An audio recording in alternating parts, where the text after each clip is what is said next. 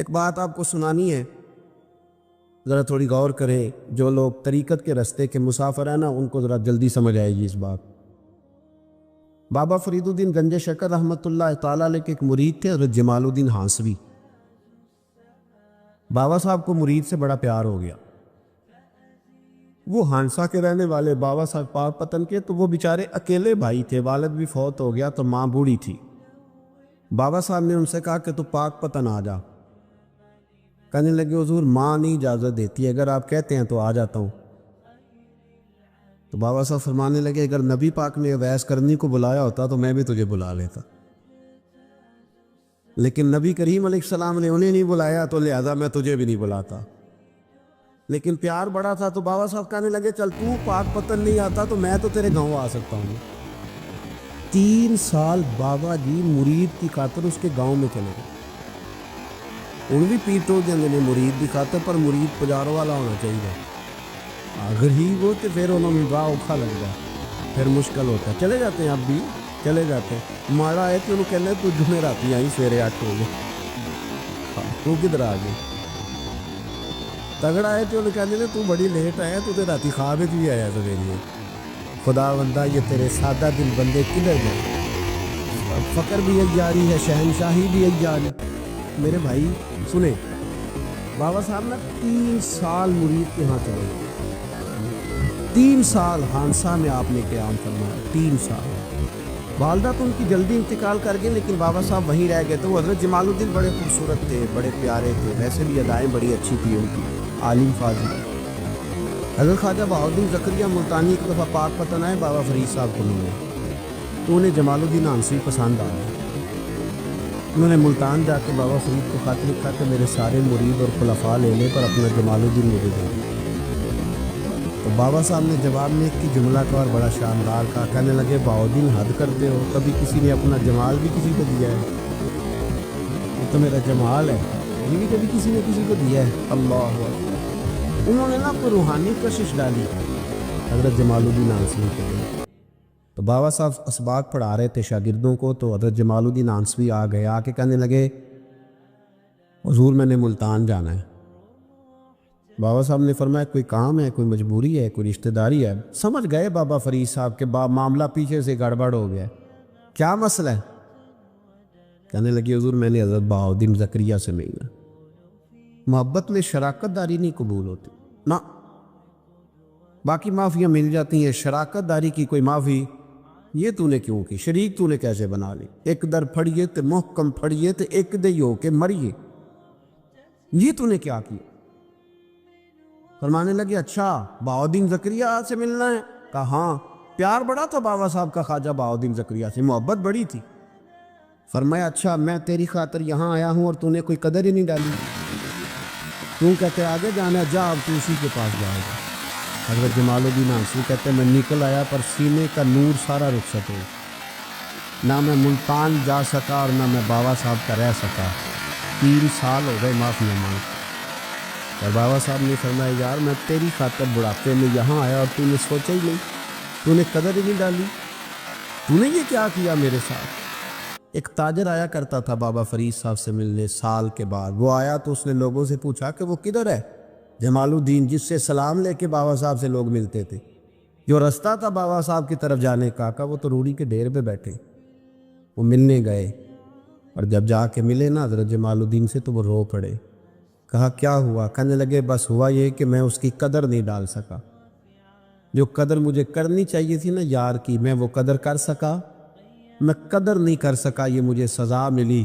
کہا ان سے کہنا معاف کر دے۔ وہ تاجر بڑا پیارا تھا، بابا صاحب رات کو پیر دبا رہا تھا، وہ تاجر بابا صاحب کے، اس کا خیال تھا لوگ سارے جائیں گے تو بات کروں گا، پیر دباتے دباتے ساری دنیا چلی گئی، وہ بیٹھا رہا۔ بابا صاحب بولے، فرمانے لگے جاتا کیوں نہیں؟ جمال الدین کی بات کرنی ہے، جمال الدین کا ذکر کرنا ہے، چل کر۔ تو کہا حضور اب دیکھا نہیں جاتا، مہربانی فرمائے۔ فرمایا یار اس نے دیکھ میرے ساتھ کیا کیا، میں علاقہ چھوڑ کے یہاں آیا اس کی خاطر، اور روز کہتا ہے میں نے آگے جانا ہے، اس نے توجہ ہی نہیں کی، اس نے میری محبت کو سمجھا ہی نہیں۔ فرمایا اسے کہنا میں اسے بھولا نہیں، میں روز اس کے لیے دعا کرتا ہوں۔ جا تو کہتا ہے تو اسے لے آ، حضرت جمال الدین ہانسوی جب آئے نا، اللہ والے پھر بھی سامنے والے پہ الزام نہیں ڈالتے، جب آئے نا تو کمزور ہو گئے تھے، وجود کمزور ہو گیا، آنکھیں باہر نکل آئیں، تو حضرت بابا صاحب انہیں دیکھ کے نا انہیں پھر بھی کچھ نہیں کہا، کہنے لگے فرید الدین اپنے آپ کو مخاطب، فرید الدین یہ تو نے کیا کیا، تو اپنے جمال کا اس طرح کا حال بھی کرتا ہے۔ ان کو جب معافی ملی تو وہ رو پڑے، کہنے لگے حضور میرے لیے دعا کریں، اب میں رضا میں ہی پردہ کر دوں۔ ان کا انتقال ہوا اور بابا صاحب نے خود جنازہ پڑھایا۔ سنو بخاری شریف، سنو بخاری، صحیح بخاری، حضرت عمر فاروق رضی اللہ تعالیٰ عنہ فرماتے ہیں میں تورات پڑھ رہا تھا، نبی پاک علیہ السلام مسجد نبوی میں آئے تو میں تورات پڑھ رہا تھا، تورات۔ حضور نے آ کے پوچھا عمر کیا کر رہے ہو؟ یا رسول اللہ صلی اللہ علیہ وسلم تورات پڑھ رہا ہوں جو حضرت موسیٰ علیہ السلام پہ نازل ہوئی اللہ کی کتاب۔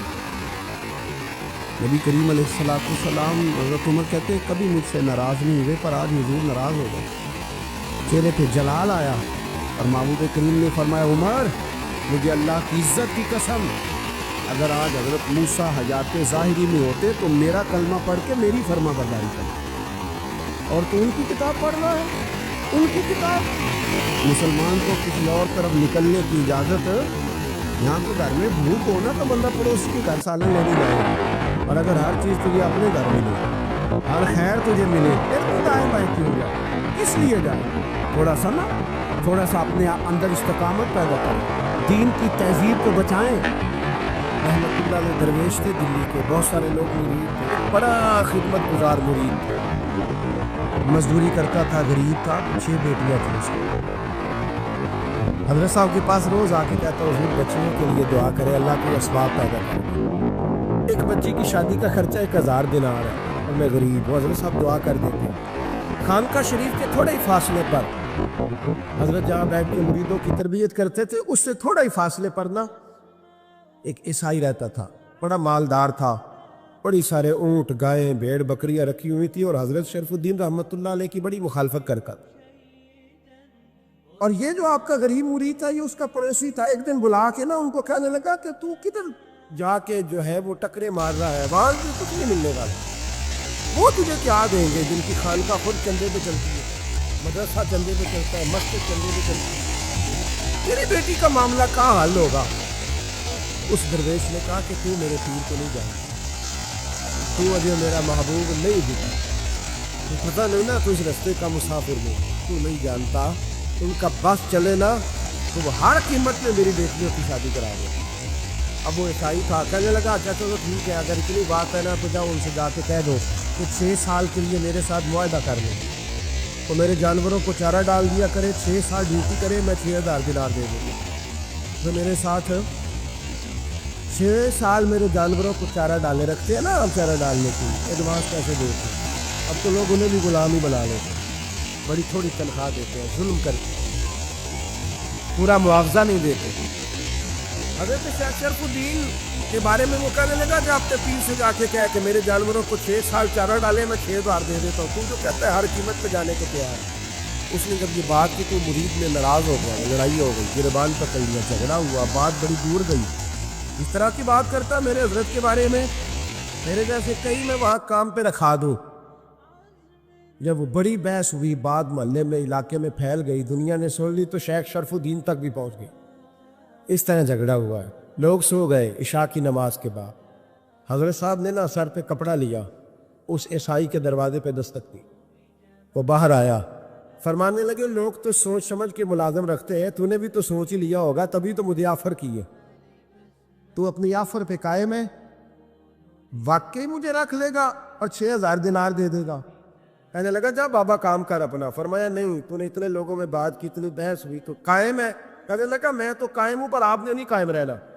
فرمایا میں سوچ سمجھ کے آیا۔ اس نے کہا آپ ڈیوٹی کریں کہ بحثوں کو چارہ ڈالیں گے؟ فرمایا ایک شرط، بس جب اذان ہو جائے نا تو مجھے رب کی نماز پڑھنے کی اجازت دے دے، باقی صبح و شام جو تو کہے گا۔ اگر اس غریب کی بیٹیاں بیائی جائیں تو مجھے اور کیا چاہیے، اس کی 6 بیٹیوں کا بوجھ ہے اس کے سر پہ، تو مجھے رکھ لے۔ اللہ اکبر۔ وہ کہنے لگا چلے پہ میرے ساتھ خط بندگی کر لے، آج کل ہم اس کام کرتے ہیں، اس زمانے میں خط بندگی ہوتا تھا، غلامی کا خط، قاضی شہر کے پاس، یعنی اس کا خیال تھا کہ چلو اس کام کی بات کروں گا تو بھاگ جائیں گے۔ فرمایا چل میں تیار ہوں۔ قاضی تک گئے، طے ہو گیا، 6,00,000 دینار دے دیے۔ حضرت نے مرید کو بلایا، فرمایا پتر یہ لے جا، جا میری بیٹیوں کو روانہ کر دے۔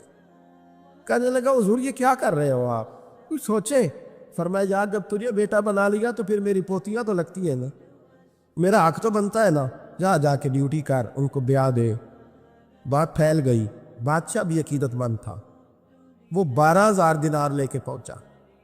کیا بتاؤں ان رب کے بندوں کا دل کیسا ہوتا ہے، کیا درد ہوتا ہے، کیا رنگ۔ 12,000 دینار لے کے بادشاہ آیا اور آ کے حضرت کو پیش کیے کہ حضور آپ دیں اس عیسائی کو ڈبل دیں اور جائے کام کریں۔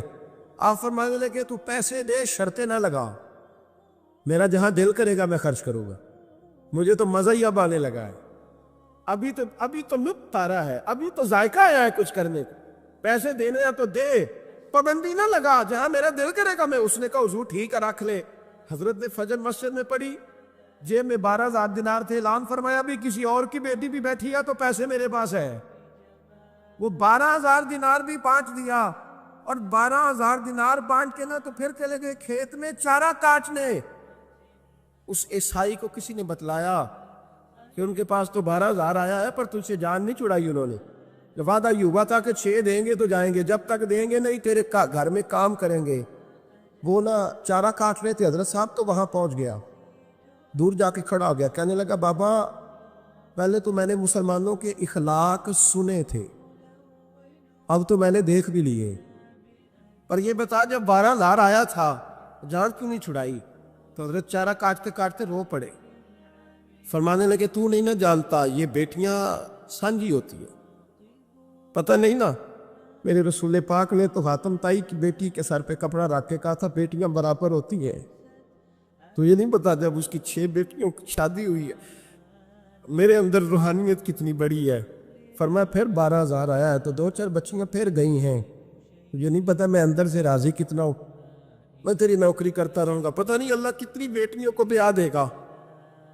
اتنا رویا وہ عیسائی کے پیروں میں بیٹھ گیا، کہنے لگا بابا میں نے تیری مخالفت کی ہے پر تیرے قریب آ کے پتہ چلا ہے تو بہت اونچے اخلاق کا مالک ہے، اور اگر تیرا یہ مقام ہے تو تجھے اخلاق سکھانے والے محمد عربی کی شان کتنی ہے جی۔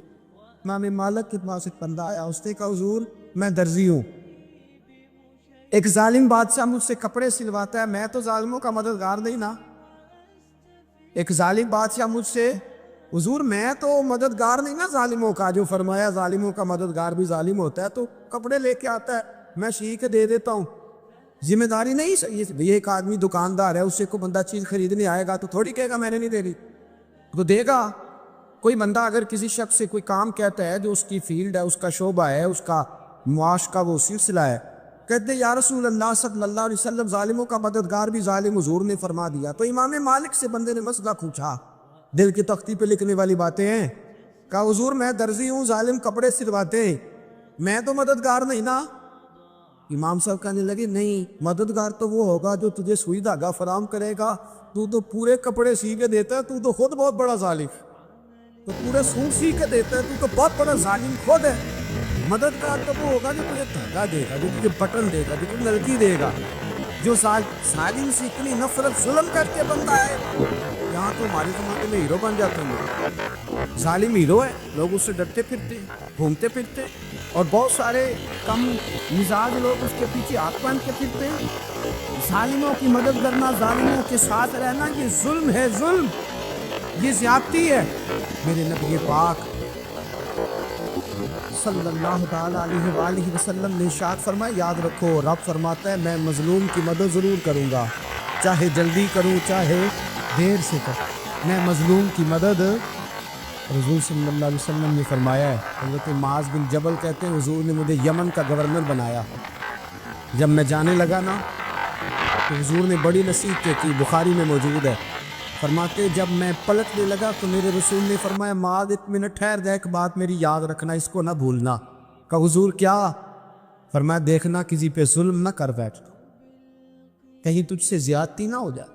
محبوبہ پھر حضور نے فرمایا سن میرے معاذ، میں تجھے گورنر بنا رہا ہوں، زیادتی نہ کر بیٹھنا، یا رسول اللہ صلی اللہ علیہ وسلم کیا ہوتا ہے؟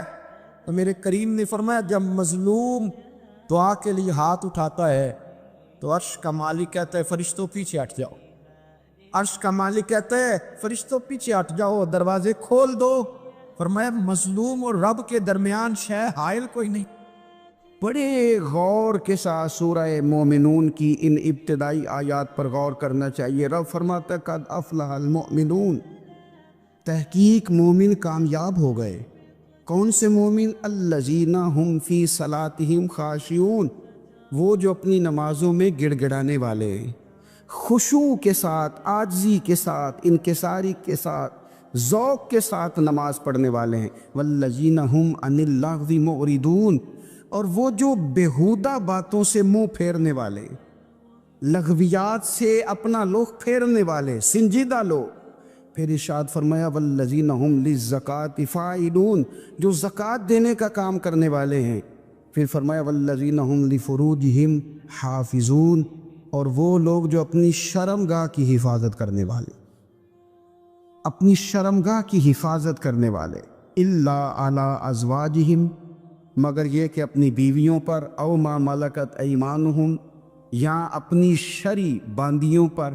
اس زمانے میں جو لونڈی خریدی جاتی تھی اس سے بھی وطی کرنا جائز تھا، اگرچہ اب لونڈیاں موجود نہیں ہیں تو یہ فعل بھی موجود نہیں، سوائے اپنی بیویوں پر یا شرعی باندیوں پر. فإنہم غیر ملومین، فرمایا جو یہ کام کرے اس پر کوئی ملامت نہیں ہے. اپنی بیوی کے پاس شرعی طریقے سے جائے یا باندی کے پاس جائے. فمن ابتغى وراء ذلك، اور جو آدمی اس کے بعد اس حد سے بڑھے، اس کے سوا کچھ اور کرے جو بندہ، فرمایا فاولئک هم العادون، یہ لوگ حد سے بڑھنے والے، جو لونڈیوں اور باندیوں کے علاوہ، اپنی بیویوں کے علاوہ کسی اور جگہ گندگی کریں، یہ حد سے بڑھنے والے، حدوں کو کراس کرنے والے لوگ ہیں. پھر ارشاد فرمایا والذین هم لاماناتہم وعہدہم راعون، اور وہ جو اپنی امانتوں اور اپنے وعدوں کی رعایت کرتے ہیں، امانتیں ادا کرتے ہیں، وعدے پورے کرتے ہیں. اور وہ لوگ جو اپنی نمازوں کی حفاظت کرنے والے ہیں، جن میں یہ خوبیاں آ گئیں. میرا رب فرماتا ہے نماز میں خشوع وضو حاصل ہو گیا، فضولیات سے بچ گئے، زکوٰۃ ادا کرنے والے بن گئے، شرمگاہ کی حفاظت کرنے والے بن گئے، امانتیں عہد پورے کرنے والے بن گئے، اپنی نمازوں کے محافظ ہو گئے. اللہ اکبر، قربان جائیں. مالک فرماتا ہے اولئک هم الوارثون، یہی لوگ تو وارث ہیں. یا اللہ کس چیز کے؟ فرمایا الذین یرثون الفردوس، یہ لوگ جنت کے وارث ہیں، یہ جنت کے وارث ہیں یہ لوگ. ہم فیہا خالدون، اور فردوس سے، جنت سے نکالے نہیں جائیں گے، ہمیشہ ہی جنت میں رہیں گے. یہ آیات اللہ کا مطالبہ بھی ہے، یہ آیات صحابہ، اہل بیت، اولیاء اللہ، ان تمام کی سیرت کا عکس بھی ہے. اور سب سے بڑھ کر سیدہ عائشہ صدیقہ فرماتی ہیں یہی تو آیات ہیں جنہیں اچھی طرح سمجھ لو گے تو تمہیں مدینے والے کے اخلاق بھی سمجھ میں آ جائے، حضور کے اخلاق بھی تمہیں سمجھ میں آئے. بڑے غور کے ساتھ سورہ مومنون کی ان ابتدائی آیات پر غور کرنا چاہیے. رب فرماتا ہے قد افلح المؤمنون، تحقیق مومن کامیاب ہو گئے. کون سے مومن؟ الذین ہم فی صلاتہم خاشعون، وہ جو اپنی نمازوں میں گڑ گڑانے والے ہیں، خشوع کے ساتھ، عاجزی کے ساتھ، انکساری کے ساتھ، ذوق کے ساتھ نماز پڑھنے والے ہیں. دیکھیں قرآن نے یہ نہیں کہا شروع میں کہ وہ لوگ اپنی نماز پابندی سے پڑھتے ہیں، بلکہ فرمایا وہ نمازوں میں عاجزی کرتے ہیں، وہ نماز میں خشوع کرتے ہیں، وضو کرتے ہیں. نماز ہم بھی پڑھتے ہیں، ڈھیر سارے لوگ ہیں جن کا یہ مطالبہ ہے کہ میرا نماز میں دل ہی نہیں لگتا. پہلی بات یہ ہے کہ دل نہ بھی لگے تو نماز پھر بھی پڑھنی ہے، اور دوسری بات یہ کہ دل لگانے کو بھی تو کچھ انسان کے پاس چیزیں ہونی چاہیے نا، کوئی ضروریات ہوتی ہیں. سب سے پہلی بات یہ کہ مسئلہ نماز کا نہیں، مسئلہ اہمیت کا ہے. آپ نے اللہ تبارک و تعالیٰ کی ذات کی، رب کریم کے جلالت کی جتنی زیادہ اہمیت اپنے دل میں محسوس کر لی، اتنا ہی نماز کی طرف توجہ آپ کی بڑھ جائے گی۔ آپ سادی سی مثال ہے، غور کر لیں، جتنا آپ اپنے استاد کو پروٹوکول دیتے ہیں، جتنی عزت کرتے، اتنا ہی وقت پہ آپ ان کے پاس پہنچ بھی جاتے۔ اگر آپ کے دل میں اہمیت نہیں ہے تو آپ ٹال دیں گے، اور جس استاد کی اہمیت ہے اس کے فون کی گھنٹی بجتے ہی فون بھی اٹھایا جائے گا، اور بات پوری مکمل بھی نہیں ہوگی تو کہا جائے گا جیسے آپ کہیں گے، اور جو وقت وہ دیں گے ان سے 10 منٹ پہلے پہنچنے کی کوشش بھی کی جائے گی۔ بس سمجھ لیں، دل لگنے نہ لگنے کا مسئلہ نہیں، اہمیت کا مسئلہ ہے۔ آپ جتنی اپنے مالک کی بارگاہ کی اہمیت سمجھ لیں گے، اتنا ہی وقت پہ مسجد آئیں گے، اتنا ہی شوق سے نماز پڑھیں گے۔ دوسری بات، نماز کے ترجمے پہ غور کریں۔ آپ یقین کریں، اگر نماز کا ترجمہ ہمیں آ جائے نا تو ہمیں تو یوں لگے کہ ہم تو اپنے مالک کی بارگاہ میں عرض و معروض کرنے حاضر ہوئے۔ یہ سورہ فاتحہ ہی دیکھ لیں آپ، حضور فرماتے ہیں، رب فرماتا ہے سورۃ فاتحہ آدھی میری ہے آدھی میرے بندے کی ہے۔ جب اس نے کہا الحمدللہ رب العالمین الرحمن الرحیم مالک یوم الدین ایاک نعبد و ایاک نستعین، جب یہاں تک وہ لفظ کہتا ہے تو یہ حصہ میرا تھا۔ اس نے اپنے رب کی تعریف کی، اور جب کہا نا اس نے اہدنا الصراط المستقیم، اب بندے نے التجائیں شروع کر دی۔ اس نے کہا کہ مالک بھی تو ہے، رحمان بھی تو ہے، رحیم بھی تو ہے، عبادت بھی تیری کرتے ہیں تو مدد بھی تو تجھی سے مانگنی ہے نا، اب مہربانی فرمانا اہدنا الصراط المستقیم، ہمیں سیدھا راستہ دکھا دے، صراط الذین انعمت علیہم، ان لوگوں کا راستہ دکھانا جن پر تو نے انعام کیا ہے، غیر المغضوب علیہم ولا الضالین، ان کے راستے پہ نہ چلانا جن پر تیرا غضب ہوا، جو گمراہ ہو گئے ان کے راستے۔ تو نماز میں جب ترجمے پر آپ کا غور ہوتا ہے تو آپ کا تو دل خود بخود لگ جاتا ہے، شوق پڑ جاتا ہے آپ کا۔ تو اتنی چیزیں ہم زندگی میں یاد کرتے ہیں، تو اگر ترجمہ بھی نماز کا یاد کر لیں اور پھر شوق سے پڑھیں تو آپ یقین کریں طبیعت کھنچی چلی آئے گی۔ ہمارے یہاں کچھ لوگ نماز پڑھتے ہیں پر بڑی لاپرواہی سے پڑھتے ہیں، کبھی ادھر دیکھتے ہیں کبھی ادھر دیکھتے ہیں، کبھی بال سہلاتے ہیں۔ وہ میں نے دیکھا ہے سجدے جا رہے ہیں تو سیانے سیانے بندے کبھی کپڑے کو چھیڑ رہے ہیں کبھی جگہ کو چھیڑ رہے ہیں۔ میرے نبی کریم صلی اللہ تعالیٰ علیہ وسلم نے فرمایا ان لوگوں کا کیا حال ہے جو اپنی نماز میں نظریں آسمان کی طرف اٹھاتے ہیں، رکوع سے اٹھے تو اوپر دیکھنا شروع کر دیا، کیا حال ہے ان کا۔ اور پھر حضور نے ایک موقع پر تو سختی فرمائی، فرمایا جو نماز پڑھتے اپنی نظریں آسمان کی طرف اٹھاتا ہے وہ باز آ جائے، ورنہ ایسا نہ ہو کہ رب اس کی آنکھیں ہی چھین لے، باز آ جائے اس کام سے۔ خشوع کے ساتھ نماز پڑھے، عاجزی کے ساتھ نماز پڑھے، اس کا دل لگا ہوا ہو نماز کے اندر۔ میرے نبی پاک صلی اللہ تعالیٰ علیہ وآلہ وسلم کے غلام حضرت انس بن مالک رضی اللہ تعالیٰ عنہ فرماتے ہیں کہ رسول پاک صلی اللہ علیہ وسلم نے مجھ سے فرمایا تھا کہ بیٹے نماز میں ادھر ادھر دیکھنے سے بچو، کیونکہ فرمایا نماز میں ادھر ادھر توجہ کرنا یہ بندے کو ہلاک کر دیتا ہے، ہلاکت ہے اس میں اگر تم نے ادھر ادھر توجہ کی۔ نماز تم مالک کی بارگاہ میں کھڑے ہو اور تم دیکھ ادھر ادھر رہے ہو، تو ایک تو نماز عاجزی کے ساتھ۔ پھر فرمایا والذین ہم عن اللغو معرضون، وہ لوگ جو فضول باتوں سے، لغویات سے اپنا منہ پھیر لیتے ہیں، فضولیات سے۔ ہمارے ہاں نا بہت سارے لوگ ایسے ہیں کہ بلا وجہ ان چیزوں میں دلچسپی لیتے ہیں جو ان کے مطلب کی نہیں ہے، ان کے مطلب کی مطلب آپ کسی سے ملنے کہتے کیا حال ہے، ٹھیک ہے جی، بچوں کا کیا حال ہے، ٹھیک ہے، بچے کتنے ہیں؟ تو بھئی آپ کو جب پتہ ہی نہیں تھا کتنے ہیں تو حال کیوں پوچھا آپ نے؟ آپ کرتے کیا ہیں؟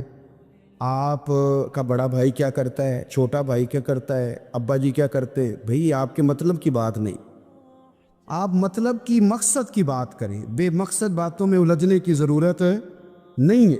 دیکھیں اپنا ادارہ میں چلاتا ہوں، اپنا گھر آپ چلاتے، اپنی ڈیوٹی آپ کرتے، آپ کو زیادہ بہتر پتہ ہے کہ آپ اپنا گھر کیسے چلا رہے ہیں، مجھے زیادہ بہتر پتہ ہے کہ میں مدرسہ مسجد، مجھے زیادہ بہتر پتہ ہے اس کے اندر کون سی اصطلاح کس طرح کرنی ہے، یہ مجھ سے زیادہ بہتر کوئی بندہ جانتا نہیں۔ اب ہم کیا کرتے ہیں، جب ہم دوسرے کے کام میں مداخلت کرتے ہیں تو دو نقصان ہوتے ہیں. ایک تو اس کے ساتھ ہمارا رائے کا اختلاف ہو جاتا ہے، اور دوسرا ہمارے اپنے بہت سارے کام رہ جاتے ہیں، کیونکہ ہماری توجہ ہی دوسرے کی جانب تھی، اپنے بڑے سارے کام رہ جاتے. اس لیے بہت ساری ایسی چیزیں ہیں جن میں بلا وجہ کوئی مقصد نہیں. ہم پرانے لوگوں سے باتیں سنا کرتے تھے، ہمارے بزرگ کہا کرتے تھے جڑے پنڈ جانا نہیں، جڑے پنڈ جانا نہیں اودا راہ پوچھنے دی کی لغویات میں نہ الجھے، فضولیات میں نہ الجھے، یعنی ٹو میں رہنا، ٹو میں. آپ یقین کریں میں نے پرسنلی طور پہ اس چیز کو محسوس کیا ہے کہ ہمارے بہت سارے اہم حقوق صرف اس لیے مس ہوتے کہ ہماری اپنے سے زیادہ توجہ سامنے والے پہ ہوتی. سامنے والے میں نے دیکھا بڑے بڑے عجیب سوال اور بڑے بڑے انوکھے سوال، مطلب یہ کہ اتنی لمبی چوڑی، اور لوگوں کو بڑا پتہ ہوتا ہے یہ فلاں آدمی جو ہے اس کے بچے کتنے ہیں، وہ بیاہ کہاں پہ، کس کس علاقے میں ان کی شادیاں ہوئیں. اتنی تفصیلات کی ہمیں ضرورت نہیں ہے. ہم سے تو ہمارے بارے میں پوچھا جائے تو ہمیں اپنا معاملہ بڑا صاف ستھرا. دیکھیں کیا سونی بات کی مدینے والے رسول، قربان جائیں حضور کے جملوں پر. ایک شخص نے پوچھا حضور سونا اسلام کون سا ہے، خوبصورت مسلمان کون ہے؟ تو نبی پاک صلی اللہ علیہ وسلم نے فرمایا وہ خوبصورت مسلمان ہے جو بات اس کے مقصد کی نہیں، بے معنی ہے وہ بات وہ چھوڑ دے. بے مقصد باتوں سے الجھنا جو بندہ چھوڑ دے وہ مسلمان بڑا سونا مسلمان ہے. ہم کمزور اس لیے ہوتے ہیں کہ ہماری توجہ زیادہ دوسروں کی باتوں پر پڑتی ہے. پھر فرمایا والذین ھم للزکاۃ فاعلون، وہ لوگ جو زکوٰۃ دینے کا کام کرتے ہیں، صدقات کرتے ہیں، خیرات کرتے ہیں، وہ کامیاب ہو جاتے.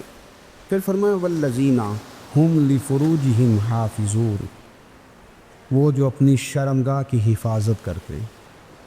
نوجوان میری بات پر توجہ کریں. فرمایا وہ لوگ جو اپنی شرمگاہ کی، والذین ھم لفروجہم حافظون، وہ لوگ جو اپنی شرمگاہ کی حفاظت کرتے. حضور غوث پاک رضی اللہ تعالیٰ عنہ فرمایا کرتے تھے دو چیزیں انسان اپنی سنبھال لینا، ایک پیٹ اور ایک شرمگاہ. تو فرماتے تھے ولایت اس کے بڑی قریب آ جاتی. ہم نہ ان لذات میں الجھ جاتے. سیانے سیانے بندے روٹی کمر سیدھی کرنے کے لیے کھانی چاہیے، زبان کے ذائقے کے لیے نہیں کھانی چاہیے.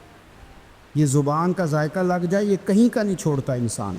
اپنی شرمگاہ کی جو لوگ حفاظت کر لیتے، کوئی بڑے سے بڑا گناہ کرنے سے بھی بندہ کافر نہیں ہوتا، بندہ کفر کرنے سے کافر ہوتا ہے. گناہ بڑے سے بڑا کرنے والا بھی گناہ گار ہے، کافر نہیں. کہ بعض گناہ ایسے ہیں جو جس وقت بندہ کر رہا ہوتا ہے اس وقت وہ مومن نہیں ہوتا. میرے نبی کریم صلی اللہ تعالیٰ علیہ وسلم نے فرمایا جب کوئی شرابی شراب پیتا ہے اس وقت مومن نہیں ہوتا. جب کوئی چور چوری کرتا ہے تو اس وقت مومن نہیں ہوتا. اور جب کوئی زانی زنا کرتا ہے تو تب وہ مومن نہیں ہوتا. اتنی دیر کے لیے اس کے دل سے ایمان نکال لیا جاتا ہے. یہ جو ہمارے لڑکے بن سنور کے نکلتے ہیں، یہ جو میک اپ کا خرچہ لڑکیوں کے برابر لڑکوں کا ہوتا جا رہا ہے، یہ جو لڑکے بھی رات کو چہرے پر کریم لگا کر کے سوتے، یہ بتا سکتے ہیں کہ مقاصد کیا ہے؟ بتا سکتے ہیں؟ یعنی بچے بھی بغیر شیمپو کے بال نہیں دھوتے. مثلا کیا کرنا ہے آپ نے اس کا؟ بڑی بڑی قیمتی چیزیں جو ہیں وہ آپ نے رکھی ہوئی ہیں. مقصد کیا ہے؟ یہ جو ہمارے بچے بن سنور کے نکل رہے ہیں تو کیا دعوت دے رہے ہیں سوسائٹی؟ شارٹ نکرے پہن کے جو نکلے ہوئے، اریاں لباس پہن کے نکلے ہوئے. اقبال نے کہا تھا دیار مشرق حوث میں غلطاں، شباب اریاں شراب اسیاں، جسے بھی دیکھو غری کے اسیاں. ہم ایسی تہذیب کیا کریں گے؟ شباب اریاں، تم نے اپنی جوانی ننگی کر ڈالی ہے ساری معاذ اللہ. کن مقاصد کے لیے؟ میں وہ اعداد و شمار بتا نہیں سکتا. ہمارے ہاں گاند سستا ہو گیا ہے، لوگوں نے گناہ تک پہنچنا آسان بنا دیا ہے. آپ دیکھ لیں گندگی دروازے پہ اور گند موبائل میں. کیسے بچائیں ان بچوں کو؟ کیا کریں؟ کلیجے پھٹتے. ابھی باتیں سوچتے ہیں تو سوچتے ہیں آنے والی نسل کو کہاں لے جائیں، کہاں چھپائیں، کیا ایسا کریں کہ یہ بچ جائیں. خدا را قربان جائیں حضرت عثمان غنی پر۔ مصنف ابن ابی شیبہ میں صحابہ فرماتے حضرت عثمان غنی نا بڑے مالدار تھے، مال آتا ہے تو لوگ عیاش نہیں ہو جاتے، مال آتا ہے تو لوگوں کی خواہشات بہت بڑھ نہیں جاتی، بڑے مالدار تھے، مالدار بھی تھے اور سونے بھی بڑے تھے۔ حضرت اسامہ بن زیاد کہتے ہیں میں نے زندگی میں اتنا سونا بندہ نہیں دیکھا جتنے حضرت عثمان غنی خوبصورت تھے، پیسہ بھی حسن بھی، لیکن فرماتے ہیں کہ حضرت عثمان غنی سب سے بڑھ کر اپنی شرمگاہ کی حفاظت کرنے والے اور سب سے بڑھ کر صلہ رحمی کرنے والے، رشتہ داروں سے اچھا سلوک کرنے والے، حیا والے، شرم والے، پاکیزگی والے۔ آپ کا ذہن ہے، آپ صبح اٹھتے ہی ذہن بنا لیں کہ میں نے آج اتنا سبق پڑھنا ہے، آج اتنی تفسیر دیکھنی ہے، اتنی عبادت کرنی ہے، فلانی نعت میں نے دیکھنی ہے، فلاں خیر کا کام کرنا ہے، فلاں آدمی کے ساتھ نیکی کرنی ہے، صبح ذہن بنا لیں۔